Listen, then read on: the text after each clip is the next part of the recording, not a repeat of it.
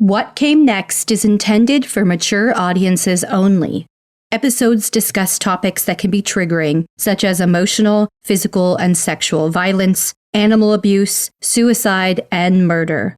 I am not a therapist, nor am I a doctor.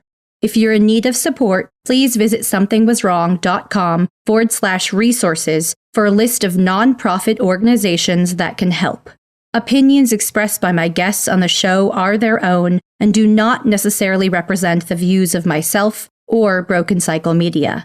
Resources and source material are linked in the episode notes. Thank you so much for listening.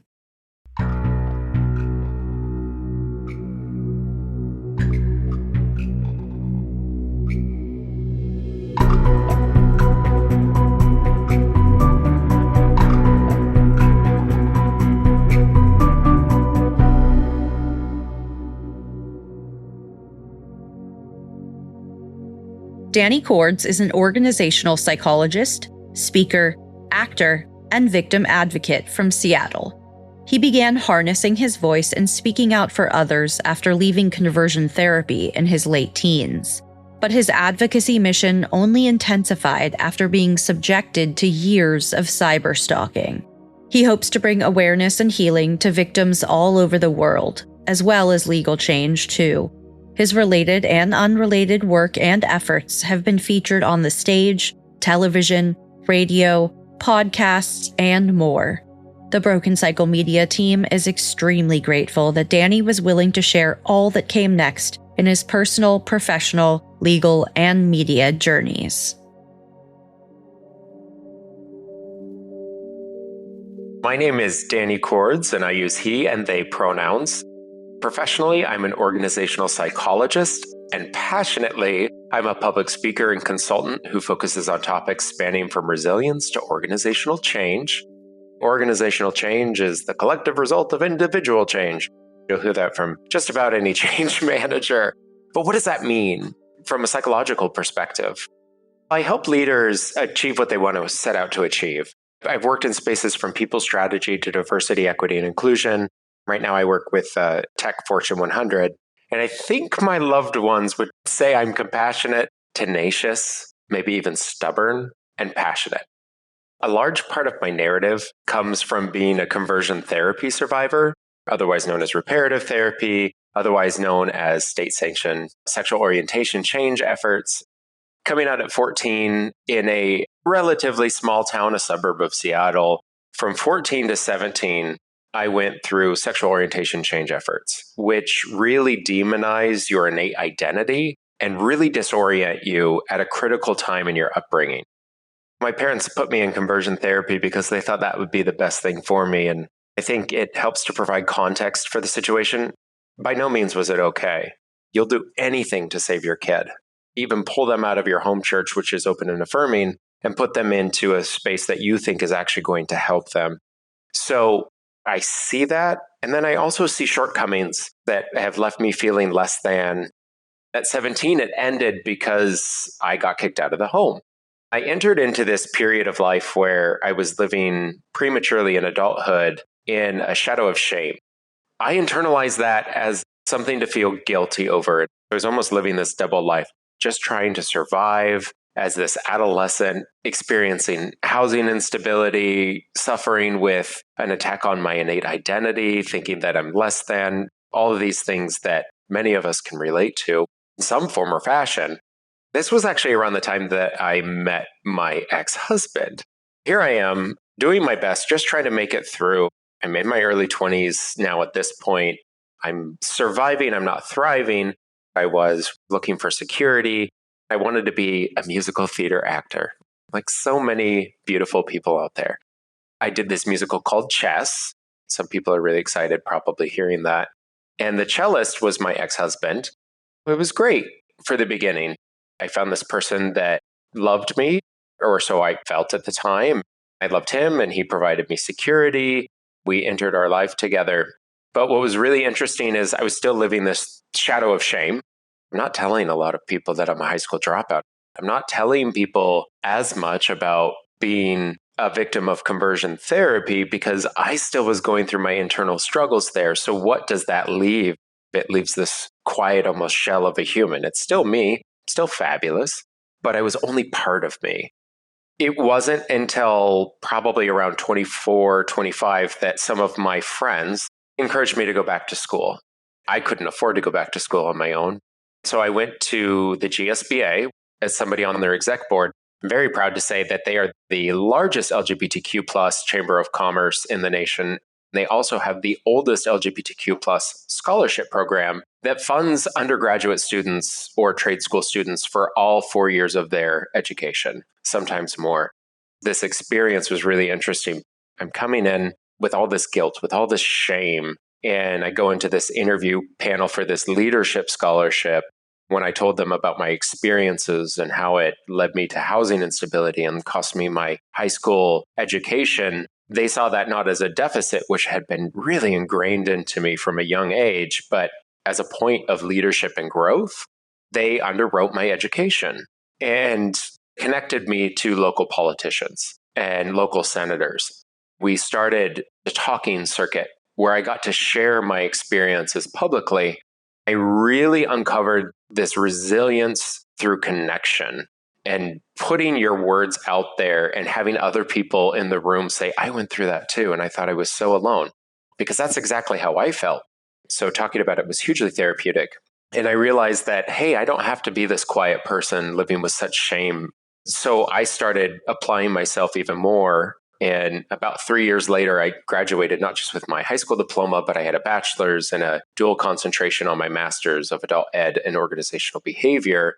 What I learned going back to school and starting to speak out more publicly was that I have a voice, and that voice can actually start to influence and change the world. One of the driving things that keeps me speaking now and really inspired me back then was one of my first keynotes that I ever delivered about conversion therapy. It felt like half the room didn't know what it was, and half the room had experienced it. And so being able to speak up and have people feel heard, seen, and valued was really empowering. So we were married and we were having a good time.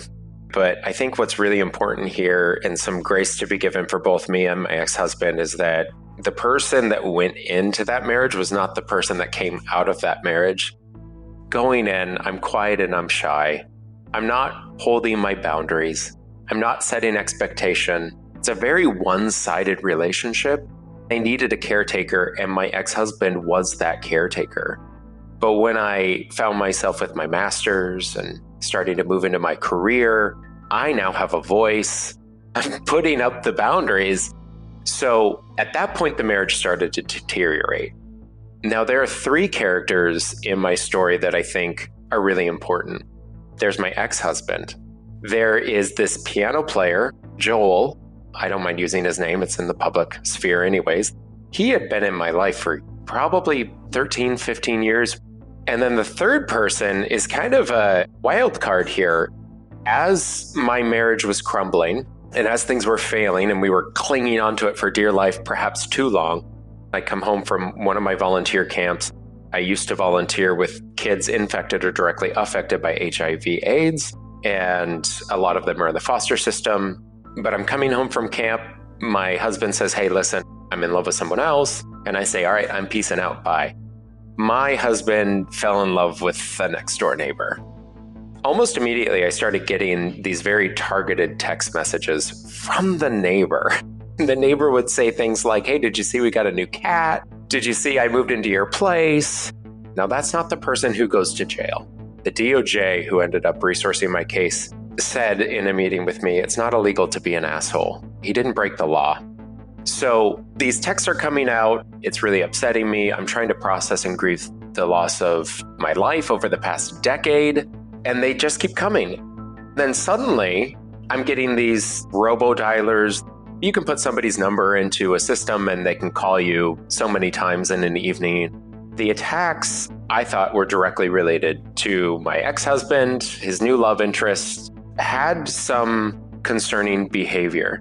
They got kicked out of the condo complex. Joel, my stalker, says, hey, why don't y'all move in with me and rent out one of my rooms? And they do. Then they leave the condo and move in to a place in the suburb of Seattle. And the stalking continues. Joel started stalking with some of these robo-dialers and repeat calls. And the really insidious thing is we were still hanging out as friends. In fact, we went on a cruise together around the time that I was getting some of these stalking instances. What we've come to learn about him through the other victims that he stalked over the course of his life is that he likes to watch his victims suffer. We're done with the cruise, right? We come back home. Life is continuing. I'm still getting stalked. I'm still getting these robo-dialers. I'm getting these texts. It felt really serious because I would be getting maybe even 100 in a night. I remember going to work too. And I just remember my leadership belittling me for what I was going through. I was a top performer for a while, and then my performance started to slide because I was up all night with these calls and texts. They were just invalidating the whole thing, saying it's not that big of a deal. Even one of my directors there once mocked me and said, okay, Danny's Lifetime original movie. If I could go back now and say somebody went to prison for this with 2 counts on a felony, how do you feel about those statements? I'm still doing theater on the side, and I was doing this musical here in Seattle. It's a small show in a small theater, 90 minutes. All the characters play multiple characters with the exception of 2, which means I'm on the stage the whole time. My ex-husband really wanted to come see the show, and he brought my stalker, Joel, and the new love interest to the show. They decide to sit in the front row. I'm like, I'm not going to take the stage. And I created a stink. And they're sitting in the front row. I'm going to have to stare at them when I'm trying to work and do my thing for 90 minutes, my one safe space of theater, and you're stealing it. So I actually told the producer, I'm not going on stage if they're in the audience. He said, well, you got to. And I just want to say to anyone else that is asked to minimize their boundaries, to ask to make them enter into a space that's unsafe, you don't have to do that. In that moment, I took the stage. I became a bystander unto myself. And I think we do that to make others feel comfortable. I just really regret taking the stage in that moment because it really set the tone for how those people respected me thereafter. The show proceeds. And then a couple days later, following that instance, I get my first death threat. So now the escalation starts to begin. I was home and I get this text, ready to die. It's from one of those email to text accounts. I don't know how I know this, but you can do a reverse email IP address lookup, and I did that. The address pointed back to a general area around White Center, and I'm thinking, well, that's not rocket science. That's where my ex-husband, his new love interest, and Joel are. I'm moderately suspecting Joel at this point, but I was really targeting the new love interest, thinking that he was behind this. But I'm terrified. The text came through. I checked to see if my door was locked a couple times because I'm thinking, okay, obviously this is related. It's very invasive. It's escalating. And now my life has been threatened. So I call the police. I wait for them to show up. I show them the text. I show them the IP address. And 2 replies came out that were really strong in this. One was, it's not really a death threat. It's more of a question because he didn't say, I'm going to kill you. He asked if I was ready to die. Very philosophical. The other part was, which I think is really important for people to consider when they're talking about cybercrime, cybersecurity, is the police officer says, what's an IP? And I have to explain to him that IP is like a computer signature. It's your address. And I said, my ex-husband lives in White Center. This is pointing back to White Center. I'm sure this is related. Can we do some kind of investigation? Can I get a report? And he said, there's really nothing we can do about text messages. Doesn't take a report, and he leaves.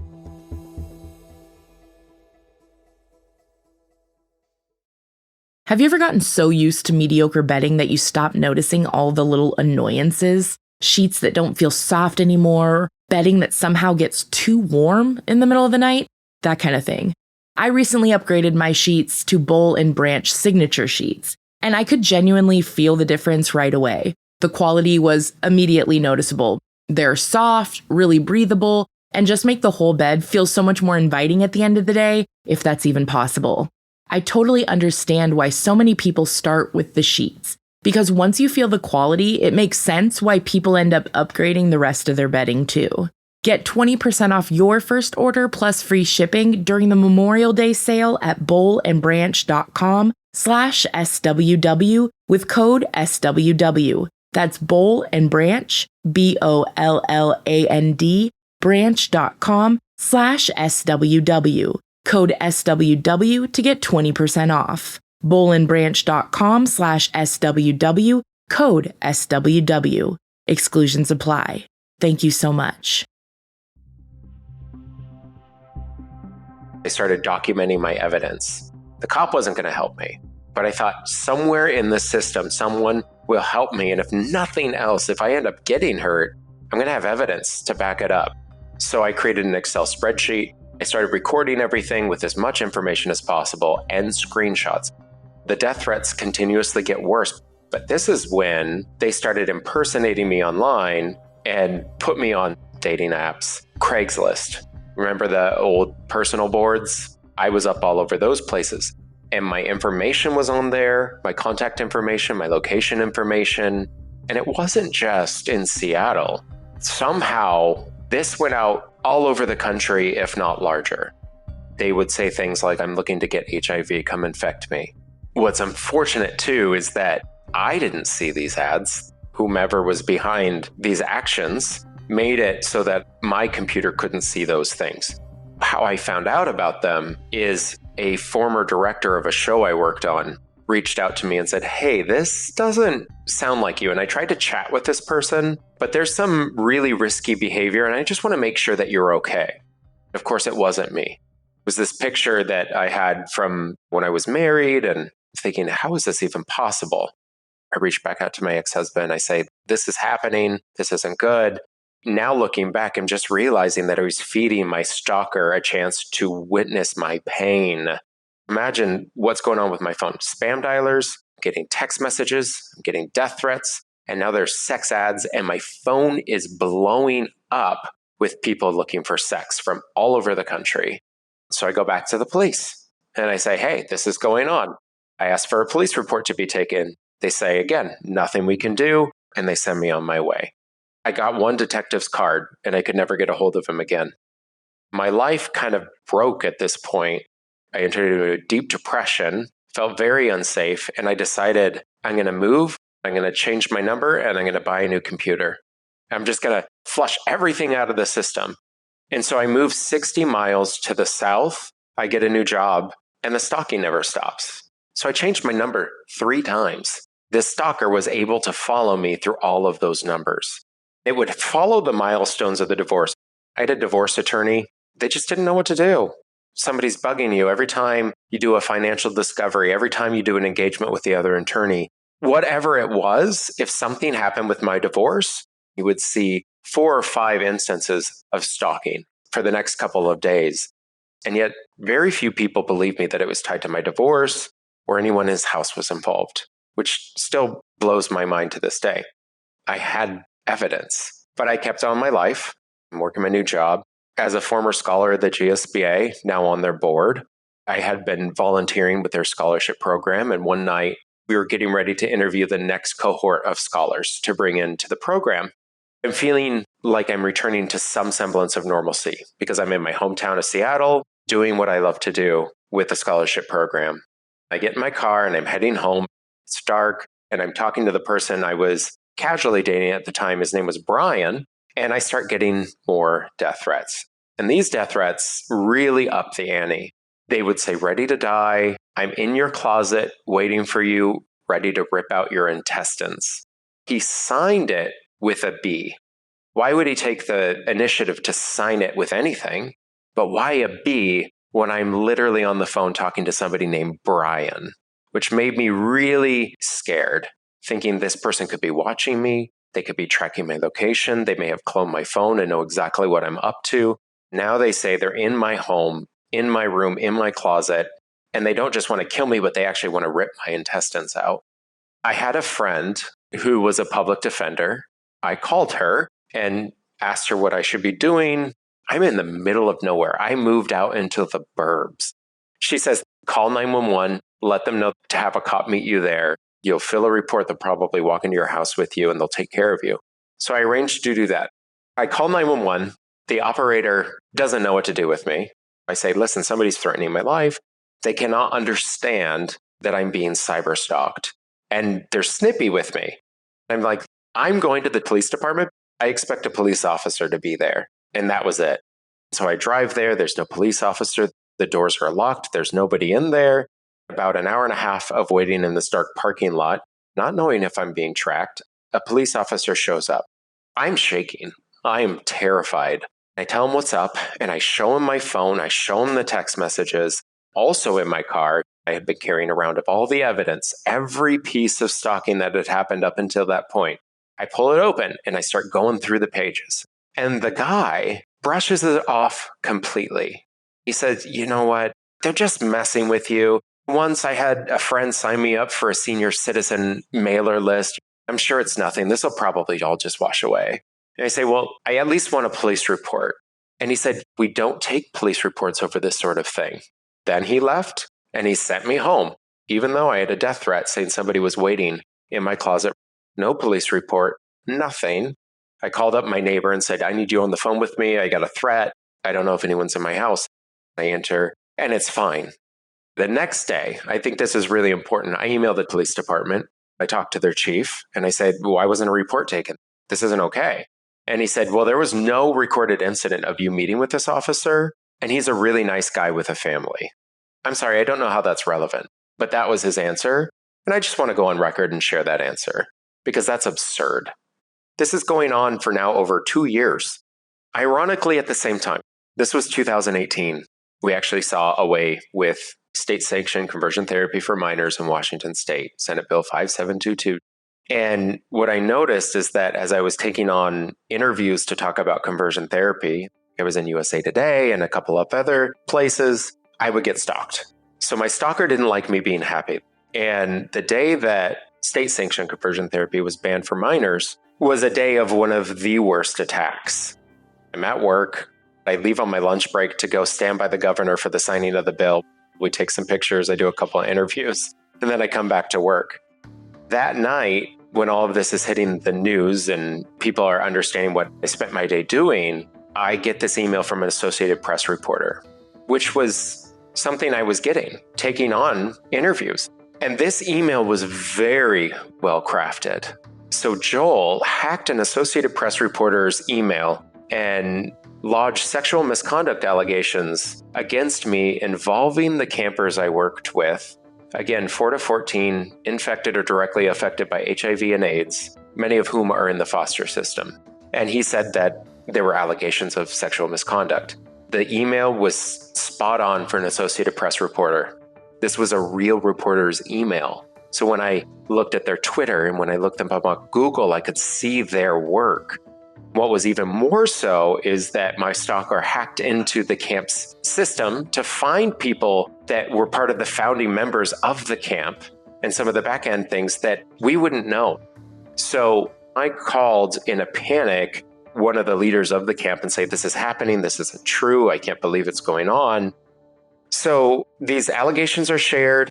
I love the GSBA, but I have to let them know this is part of their board as somebody who works with kids.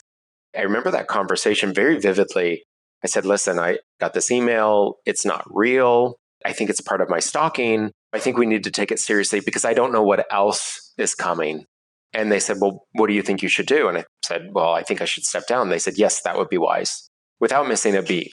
They knew that my tenure was not going to continue in this capacity with them until this was all resolved. I realized that if this person's going to go after the GSBA, if they're going to go after the camp, if they're going to go after my friends who were just starting to get their own stalking text messages, then they could go after my employer.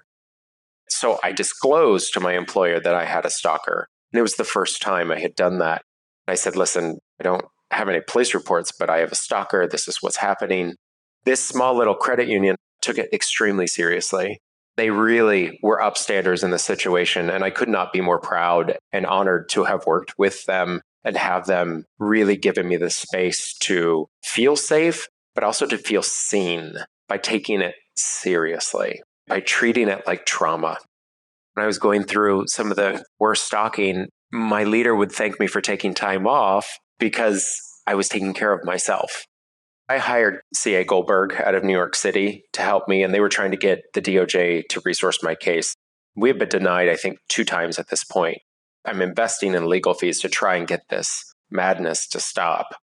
When you see TV crime documentaries or even a crime series or listen to true crime podcasts, you're only getting years of a story in an hour, 45 minutes, whatever it might be. So it paints this perception that things are going to happen overnight and that you are so well protected that you don't even have to worry that much. That's just not the reality. I'm spending a lot of money on this lawyer. My life is just going to be what it is in this reality. That's where I was resolved to. Now, just to close out the sexual misconduct allegations, the year that was in question was a year I wasn't even there. Obviously, I wasn't there. I couldn't have done any crime, and it was completely fabricated. I go back to my lawyer and say, hey, can we get this back to the DOJ? And they bring it back to the DOJ, and that same day we hear, nope, DOJ is not going to resource this case. And I'm thinking, okay, great. Nothing I can do. It wasn't a day later. I was going to work and I noticed I had a Facebook message request, and it's from a burner account. So it's a generic name. The picture is obviously not a real person. I think it was somebody from Mary Poppins. It said, Danny, I'm with the Seattle Police Department. I need you to give me a call when you can. I know this looks suspicious. And I'm thinking, well, this is surely my stalker trying to get at me or someone else trying to mess with my brain. So I hand it over to my lawyer who does some investigation. And he comes back and he says, no, it's actually legit. Let's call her back. So I call the person back, and it's this detective who's investigating another stalking crime involving a major Seattle law firm. This lady was being stalked, and she was getting death threats from my cell phone number. She was also stalked at work. So the law firm had liability in this because as she was sitting at her desk, one of the comments to her was, I see you in your red dress. You better not go to the bathroom, or maybe you should. I can't wait to see how much you bleed. And then sent a picture of a dead corpse to her. They hired an off-duty police officer to come and protect the office. They had people get panic buttons, and all the attorneys wore them. Ironically, unfortunately, Joel, being the head of the IT department there, was the one who installed them. So he's enjoying all of this. The police officer, though, contacts me, says this is what's going on, asks me a series of questions, rules me out in the investigation, and I send her my evidence. She's able to cross-reference then what's happening to me with what's happening to her. There's a lot of overlap. So now we realize that we're looking for the same person. This is when the DOJ took the case. The stalking is coming and going in waves. We didn't know definitively who it was, but they had an idea of who it was just by observations. The problem with cybercrime and cybersecurity is that it can come from somebody's computer, it can come from somebody's cell phone, but all of those things can be hijacked. Case in point, my phone was being used to attack someone else. So it's all about proving fingers on the keyboard. Thankfully, one morning, Joel forgot to set his VPN. He went out for the attack, and they caught him right then. They were waiting for him. I think it was only a couple months from the moment that there was resource to him being caught. The next day, if not that day, the DOJ flew agents out to Seattle to do this, did a smash and grab. They banged on the door of my ex-husband, his new lover, and Joel's house, dragged them out into the yard, questioned them fiercely, and took all of their electronics into the system. I get a call from the DOJ with my attorney. They say, listen, we got a confession from Joel. We're going to take this on, but we can't book him because we need to gather all the evidence. Because once we book him, we can only charge him with what we can come up with. He's being released, so watch your back. That was the advice they had for me, was watch your back. Joel's free, he's going to parties, he's hanging out with friends, and we're sitting in this limbo. Also, victims can't be talking about a pending investigation. I can't be going out to my friends and saying, this is what's going on, this is what's hurting me, this is what's affecting my life. I was told to keep silent about everything. I wasn't even supposed to talk to the other victims who happened to be my best friends. So it was very isolating.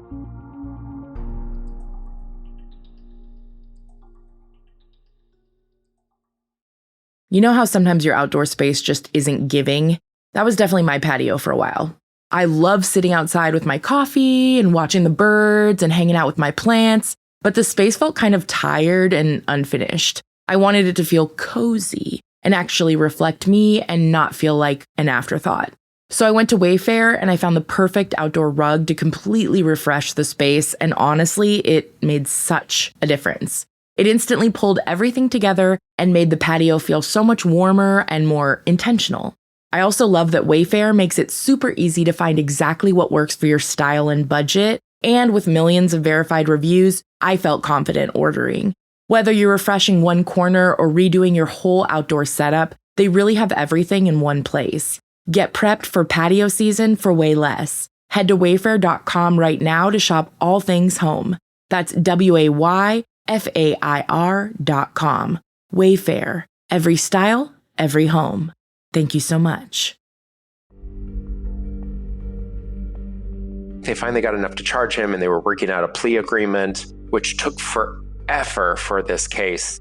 The detective from the Seattle Police Department, she was amazing, said, listen, you really need a restraining order, so go get one. I'm going to send you an official police document. It was 12 pages. I petitioned the courts. We get in for the order of protection, the restraining order.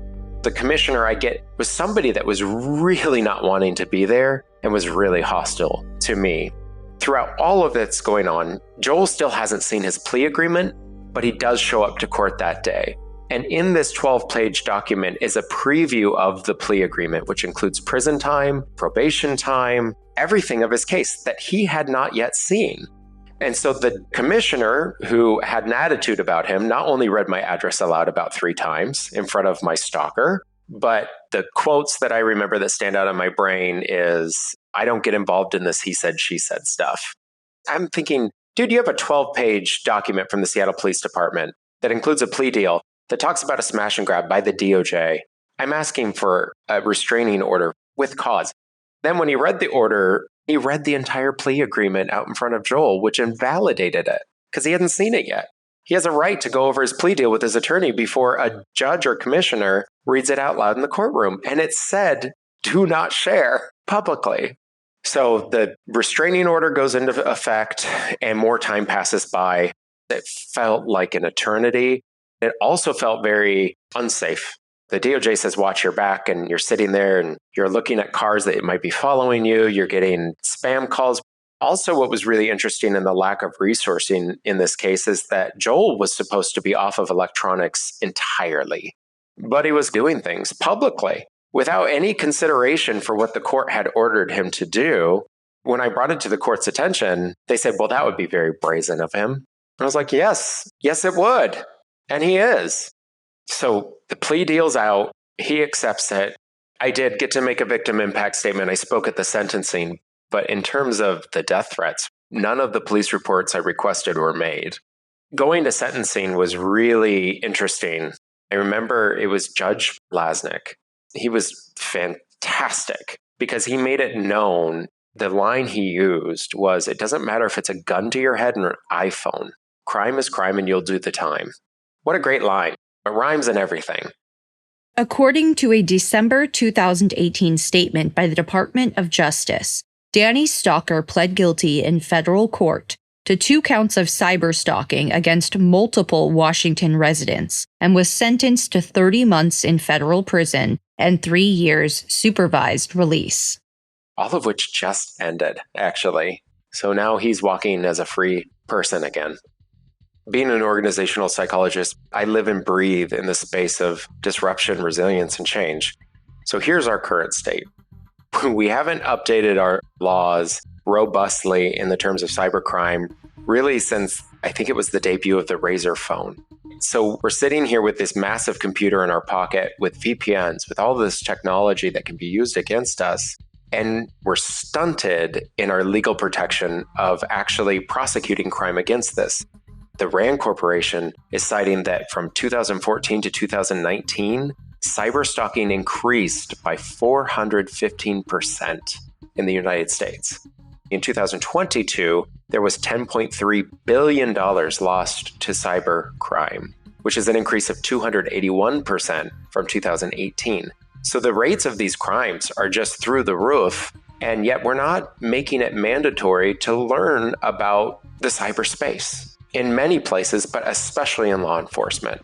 The Department of Justice made a free and pretty robust cybersecurity training that you can opt in to take as an elective, but what is mandatory? When I have a death threat and I can give you an IP address, which by the way, did point back to the actual criminal, I got a what's the IP? I got people who didn't understand the severity of the case. So what would I change? Mandatory training. The second thing is resourcing. I'm a compassionate person, but what happened in my situation was a repeat failure of the system, a complete failure of even getting a single police report despite somebody going to prison with 2 counts on a felony. That's a failure of the system. I don't want to say failure by design, but something is broken and people aren't able to do their job. Now that we know the system is broken, we can choose to fix it or we can choose to let it be. And that is a choice that I am holding people accountable to. But we need to resource these crimes and we need to make sure that victims are taken care of. Then the last thing is accountability, creating a stalker registry. I think that is critical as well. Wouldn't you want to know if that IT professional coming in your door had scared a previous receptionist at his previous company saying, I can't wait to see how much you bleed?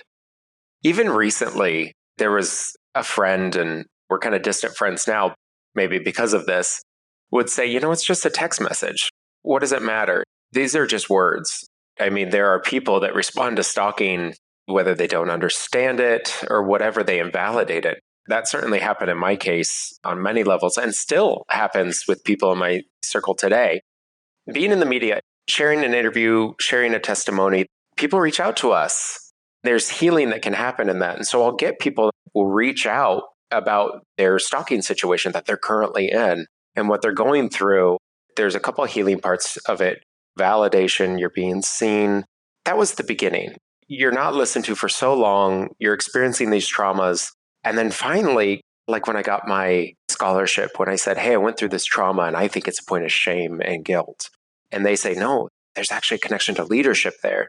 So coming out of stalking, where I had been constantly called a liar, or my ex-husband saying, you can't believe Danny's imaginings. That's a quote I captured in the text. And then to have people say, oh my gosh, this is actually a serious thing. This is something we need to be talking about. We need to believe victims, is extremely healing. It's validating. It's being seen. It's being heard. The other part of it is connecting with other survivors. I just got last week an email from somebody saying, this has been going on for years. I don't know who to turn to. I heard your interview. What do I do? And I was able to send them a few resources, but also talk about what it's like to go through the experience. And there's a community in that. And to just be in that space with another person is one of the big reasons why I do this. I have a good relationship with media. I haven't had very many bad experiences. I find that people are great. Local media, large media, people want to rally around supporting each other and protecting each other. Occasionally in the comments, it gets a little nasty, but those comments don't matter. I do not take on every interview I'm asked to give. So I'm pretty selective with who I talk to about this. And also knowing that my professional self does not talk about stalking. This is something that my coworkers are going to hear by chance and be surprised about. I spent my life giving speeches on organizational psychology, on disruption and resilience, and change in the workplace. Then I work in nonprofits, but this is something else. Getting yourself a good therapist that you can talk to, that you can trust, has been a game changer. I had so many unlearnings to make me the person I am today. That's why in therapy, it's so important to go over your family of origin. Those things show up later in life. Therapy is trying to unlearn these things and to build my self-confidence and self-worth. I meditated for a long time. Sleep hygiene, let's not knock it. It's so important. And I could be better at it, but it's so important. I started running. I started getting my life back. Here I am now, a multi-marathoner. Also, I would add, I'm really big on Upstander allyship. Don't be a bystander, be an upstander. Intervene. But also be an upstander unto yourself. Set your boundaries and lean into those boundaries. Don't shortcut your well-being for the sake of others. We all have our experiences in life and it shapes us to who we are. I think if I had a dominant narrative life, heteronormative, growing up, no conversion therapy, no stalking, I just would be a completely different person. And so seeing the world in a different way through the lens of these experiences gave me a big heart that can get me in trouble and also makes me just really passionate about this work and working with people. I don't think that I would even be a good organizational psychologist if I didn't go through stalking. I think there's a human element of just connecting with survivors and going through the process.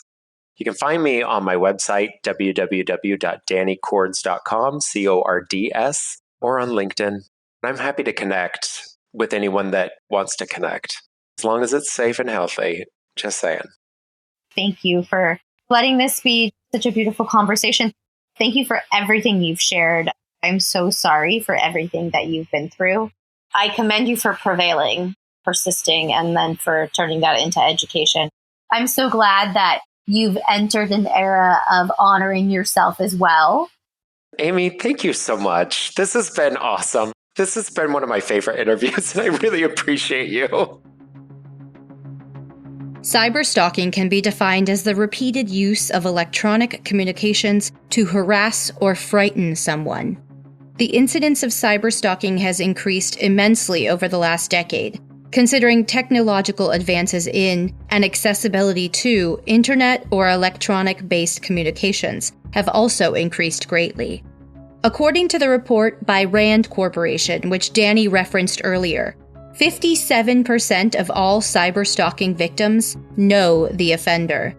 According to the Stalking Prevention Awareness and Resource Center, more than twice as many victims are stalked with technology than without.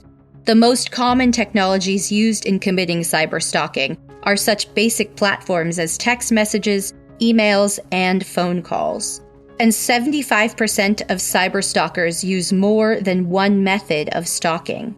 If you or someone you know is being cyberstalked, please visit the episode notes for nonprofit organizations and resources that can help, such as ntab.org or socialmediasafety.org.